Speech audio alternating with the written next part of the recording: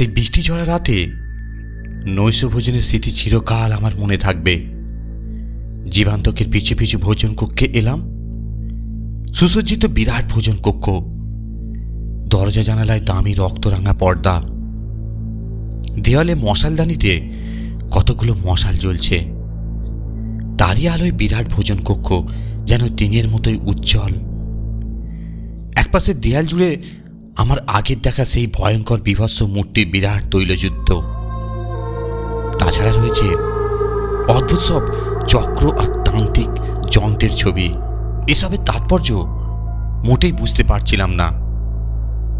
ঘরে যখন ঢুকলাম তখন ভৈরবদেব খাওয়া শুরু হয়ে গেছে।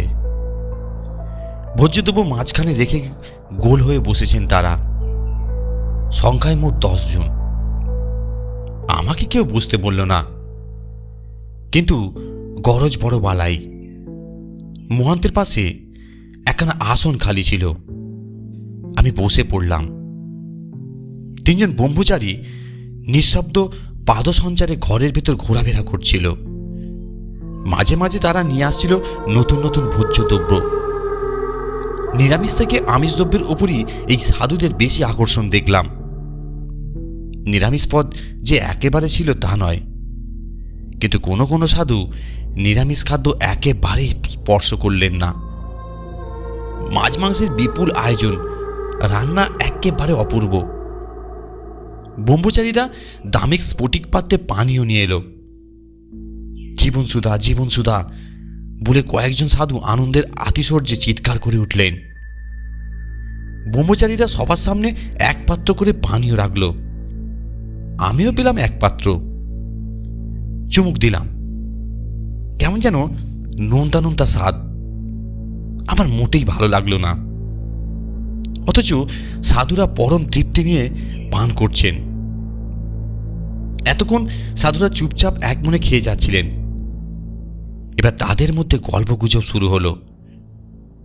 আসন ছেড়ে কেউ উঠলেন না। বোধহয় আরো কোনো খাদ্যদ্রব্য আছে। কত খাবে এই সাধুরা? আমার খাওয়া হয়ে গিয়েছিল, কিন্তু কেউ আসন ছেড়ে না ওঠায় সৌজন্যের খাতিরে আমি উঠতে পারছিলাম না। চমকে উঠলাম হাসির শব্দে। সাধুরা হাসছে। হাসির দমকে মুখগুলো যেন কেমন বিকৃত হয়ে যাচ্ছে। লম্বা ছুঁচলো সদন্ত বেরিয়ে পড়ে কৃষ মুখগুলোকে কেমন বিভৎস করে তুলছে। মোট মুখগুলোর গালে আর চিবুকের তলায় অতিরিক্ত মেদগুলি কাঁপছে থরথর করে। খাওয়া তো হয়ে গেছে, কেননা কেউ তো এখন কিছু খাচ্ছে না। তবে এরা কেন এখনো আসন ছেড়ে উঠছেন না? হাসি থেমে গেল। আলোর জোর কমে গেছে। ঘরের ভেতর মশালগুলো কেমন যেন নিভু নিভু হয়ে আসছে। ঘরের ভেতরে ছায়া যেন তার অন্ধকারে জাল বুনতে শুরু করেছে। সাধুদের গল্পগুজব আবার শুরু হয়েছে। ম্লান হয়ে আসা আলোয় তাদের মুখগুলো কেমন অদ্ভুত লাগছে। হতভম্ব হয়ে গেলাম মুখগুলোর দিকে তাকিয়ে। কেমন যেন বিবর্ণ পাণ্ডুর। ঘরের ভেতরের আবহাওয়াটা পর্যন্ত পাল্টে গেছে। দরজা জানালার পর্দাগুলো হাওয়ায় উঠছে।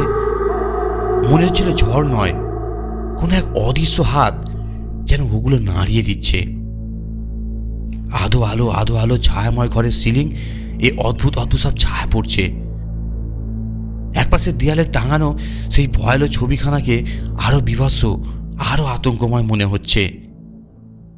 পাতের পাশে পড়ে থাকা মাংসের হাড়গুলো মনে করিয়ে দিচ্ছিল একটা জীবের শোচনীয় পরিণতির কথা।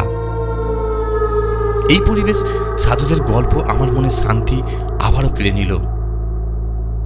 সাধুরা কোনো ধর্মীয় আলোচনা করছেন না কেন? তারা ভৌতিক পৈশাচিক গল্প শুরু করেছেন। গল্পগুলো নতুন নয়, পুরনো।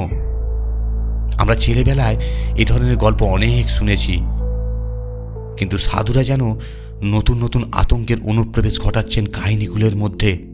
খাওয়ার পরে বসে যে তন্দালু ভাবটা আমার এসেছিল তা এখন একেবারে কেটে গিয়েছিল। এক অজানা আশঙ্কায় দেহ মনে কেমন যেন দুর্বল হয়ে পড়ছিলাম। একটা কিছু যে ঘটতে যাচ্ছে তা বেশ বুঝতে পারছিলাম, কিন্তু কি ঘটতে যাচ্ছে স্তব্ধ হও। মহান্ত ভৈরব প্রাণান্তক হাত তুললেন। সঙ্গে সঙ্গে বন্ধ হয়ে গেল সাধুদের গুঞ্জন। সবাই পূর্ণ মনোযোগে তাকালেন প্রাণান্তকের দিকে।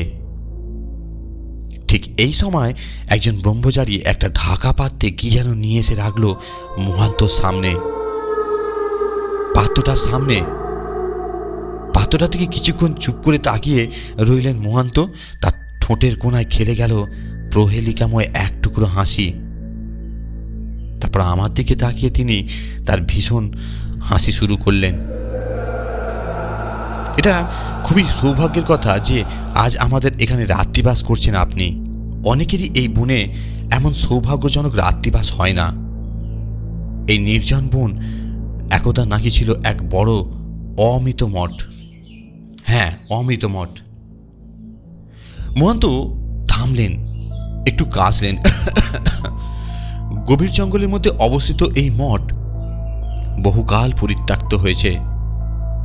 এই অঞ্চলের মানুষের কিন্তু স্থির বিশ্বাস যে বিশেষ তিথিতে সেই পুরনো মঠের ধ্বংসাবশেষ ওপর রাতারাতি অস্বাভাবিকভাবে গড়ে ওঠে এক ছায়ামঠ, অদ্ভুত দানবীয় শিল্পকলার সাক্ষ্য নিয়ে। ছায়ামঠ বলছি বলে একে অবান্তর ভাববেন না। অস্তিত্বকালে এ সম্পূর্ণ বাস্তব। এই মাঠে একদা বাস করত, এখনো নাকি ছায়াময় মাঠ বাস করে একদল অমৃত।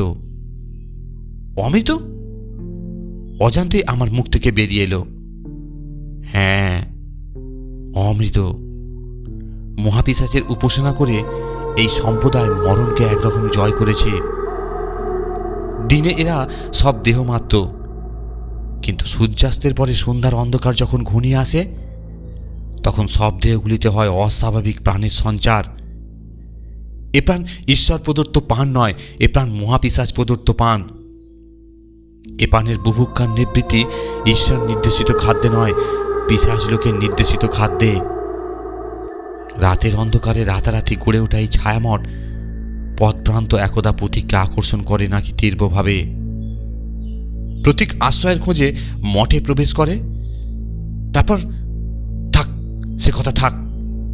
আপনার বন্ধু যে আপনাকে এগিয়ে নিয়ে আসবার জন্যে এই ভরা অমাবস্যায় জঙ্গলের ভেতরে ঢোকেনি, এটা তার পক্ষে খুবই সৌভাগ্যের ব্যাপার বলতে হবে।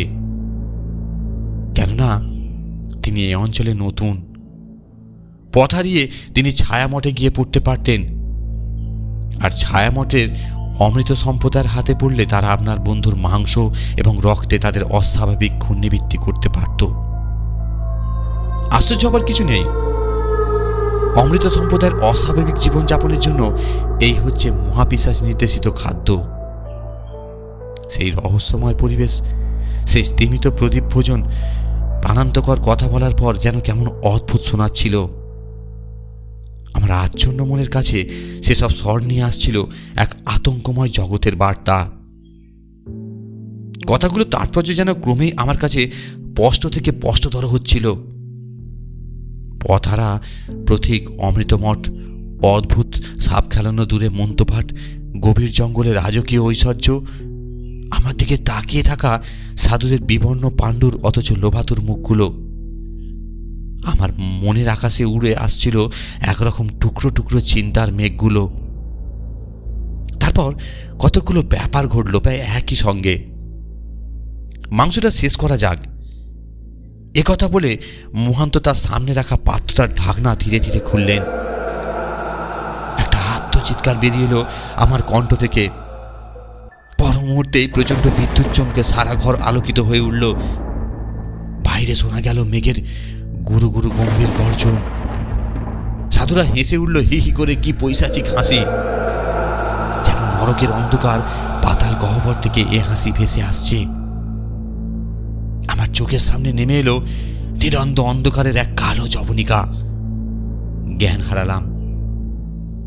যখন জ্ঞান ফিরল দেখলাম যে এক কাদা ভরা গর্তের মধ্যে পড়ে আছি। রাতের প্রবল বর্ষণের আক্রমণে সারা দেহ আমার ভিজে গেছে। ধূসর পোশাকের উপর পড়েছে পুরো কাদার প্রলেপ।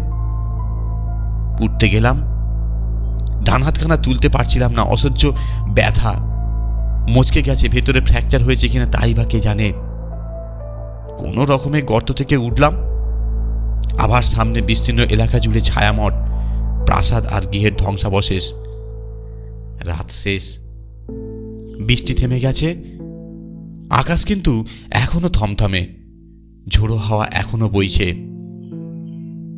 বিধ্বস্ত শরীরটাকে নিয়ে কোনো রকমে এগোলাম টনটনিয়ার দিকে। সত্যজিতের ক্যাম্পের সামনে যখন পৌঁছালাম তখন আমি ভুল বকছি, কিন্তু সেখানে গিয়ে বিহারের কাছে যা শুনলাম তাতে আমি উন্মাদের মতো হয়ে গেলাম। শুনলাম আমাকে এগিয়ে আনবার জন্য সত্যজিৎ কাল বিকেলে কৃতান্তপুরের মধ্য দিয়ে স্টেশনের দিকে যাত্রা করেছিল, কিন্তু এখনো পর্যন্ত সে ফিরে আসেনি। বিহারা এখন থানায় খবর দেবে কিনা ভাবছে। সে রাতের কথা আমি কোনোদিন ভুলবো না। সেই ছায়ামঠ, সেই মন্ত্রপাঠ, প্রাণান্তক, জীবান্তক, ভোজনরত অমৃত সম্প্রদায়ের অন্যান্য ভৈরব ও ব্রহ্মচারী শয়নে স্বপনে দ্বন্দ্বায় জাগরণে কখনো ওই ভয়ঙ্কর স্মৃতির কবর থেকে আমি মুক্ত হতে পারছি না। ভগবানের কাছে কায়মনোবাক্যে প্রার্থনা করি একটা স্মৃতি যেন তিনি আমার মন থেকে মুছে দেন, যে স্মৃতি আমাকে উন্মাদ করেছিল। ব্যাপারটা ঘটেছিল সেই প্রচণ্ড বিদ্যুৎ চমকের ঠিক আগে। আমার মন জানে আমি যা দেখেছিলাম তা সত্যি, কিন্তু এই ভয়ঙ্কর সত্যের ভার আমি বহন করতে পারছি না। আমার মনের শান্তি চিরকালের জন্য চলে গেছে, কোনোদিন আর তা ফিরবে না। সমস্ত জীবনটা যেন অভিশপ্ত হয়ে গেছে আমার। সে রাতে সেই প্রচণ্ড বিদ্যুৎ চমকের ঠিক আগে ভৈরব প্রাণান্তক যখন সামনে রাখা পাত্রটার ঢাকনা খুললেন, তখন আমি কি দেখলাম জানেন? দেখেছিলাম পাত্রটার মধ্যে সেদ্ধ করা একটা মানুষের মাথা, আর সে মাথা আমার বন্ধু সত্যজিতের সেনের। বিদেশি কাহিনীর ক্ষীণ ছায়ায়। ধন্যবাদ, গল্পটি শোনার জন্য অসংখ্য ধন্যবাদ। আপনারা সুস্থ থাকুন, ভালো থাকুন এই কামনাই করি।